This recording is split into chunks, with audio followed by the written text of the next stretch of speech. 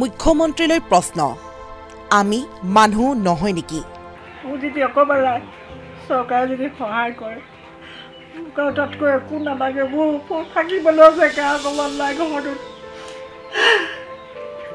আজিলৈকে কোনোবা খবৰ কৰিছে নেকি নাই কৰা কোনো নাই কৰা একো খবৰ খাতি নাই কৰা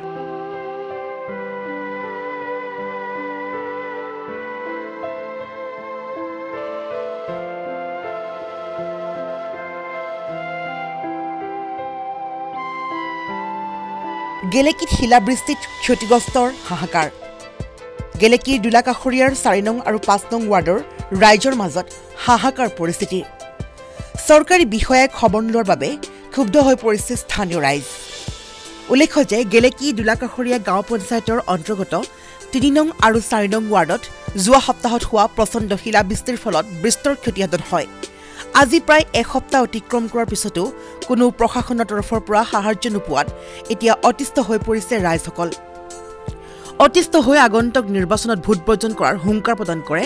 ৰাইজে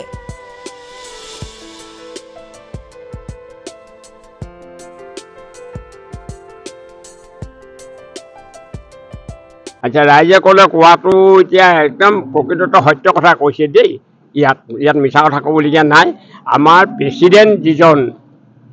প্ৰেচিডেণ্টে 10টা ৱাৰ্ডত জিকিছে 10টা ৱাৰ্ডে প্ৰেচিডেণ্টক ভোট দিছে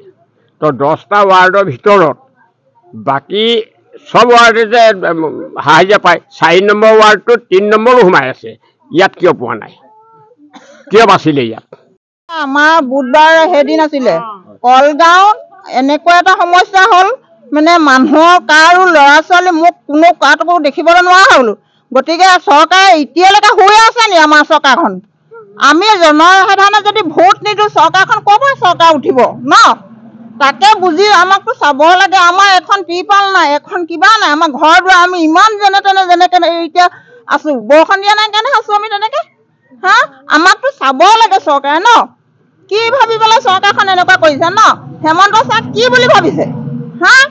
আমাক কি মানুহ বুলি ভবা নাই নি হেমন্ত ছাৰ কোন হয়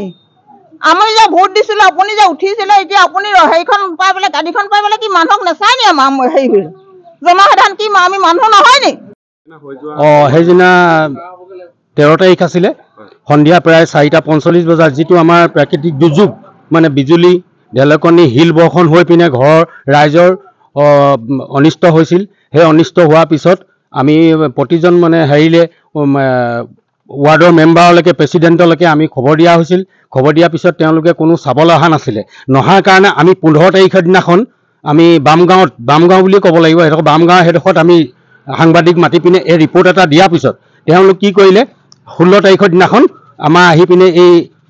4 নম্বৰ ৱাৰ্ডটোত 3 নম্বৰ ৱাৰ্ডত তেওঁলোকে কি কৰিলে মণ্ডল গাঁওবিলাকতো দেখি নাপালোৱে মণ্ডল ৱাৰ্ড মেম্বাৰ আৰু আপোনাৰ প্ৰেচিডেণ্ট আহি ঘৰে ঘৰে কাৰ কেনেকৈ কি লোকচান হৈছে বুলি কৈ এটা ভিজুৱেল মানে মোবাইলে ফটো লৈছে লৈ আৰু নামটো লিখিছে আপোনাৰ প্ৰলোভন দি গ'ল যে আপোনালোকে ৰিলিফ ফাণ্ডৰ পৰা কিবা সাহায্য পাব কালি আজিৰ ভিতৰত এনেকৈ কৈ যোৱাৰ পিছতো আজিলৈকে কোনো ৰিলিফ ফাণ্ডৰ ফালৰ পৰা কোনো একটা হেৰি নাহিলে আজি আকৌ প্ৰেচিডেণ্টে গৈ এই কথাষাৰ মই অৱগত কৰিলোঁ তেখেতে কয় যে ৰিলিফ ফাণ্ডত কোনো সাহায্য নাই দিবলগীয়া আপোনালোকে যিটো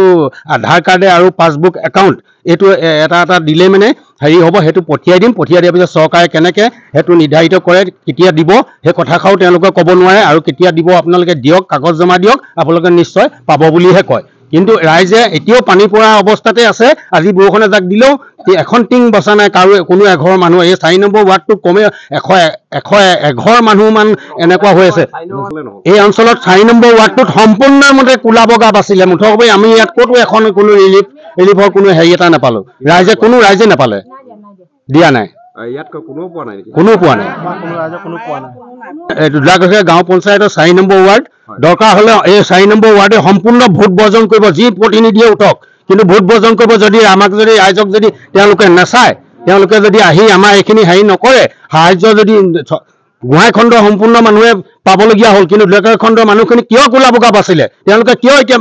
হেৰি ৰিলিফ ফাণ্ডত বস্তু নাই বুলি কৈছে ৰাইজক দিবলৈ নোৱাৰে আজিও পানী পোৱা অৱস্থাত আছে তেওঁলোক কিয় নাহিলে অখিল গগৈ ডাঙৰীয়া দেৱক আমি এটাই কথা ক'বলৈ জানো যিখিনি মানুহৰ অতিৰিক্তভাৱে অনিষ্ট হৈছে তেখেতে আহক তেখেতে চাওক তেখেতে এতিয়া এজন আমাৰ এই গোলাঘৰীয়া পঞ্চায়তটো তেখেতৰ আণ্ডাৰত গৈছে তেখেতে ৰাইজক আহি চাওক তেওঁ সন্তোষ দিয়ক আহি কেনেকৈ কি উপায়ে পাৰে তেখেতে চোৱাটো আমি উচিত বুলি ভাবোঁ গেলেকীৰ পৰা Wahid Ali report news H Assam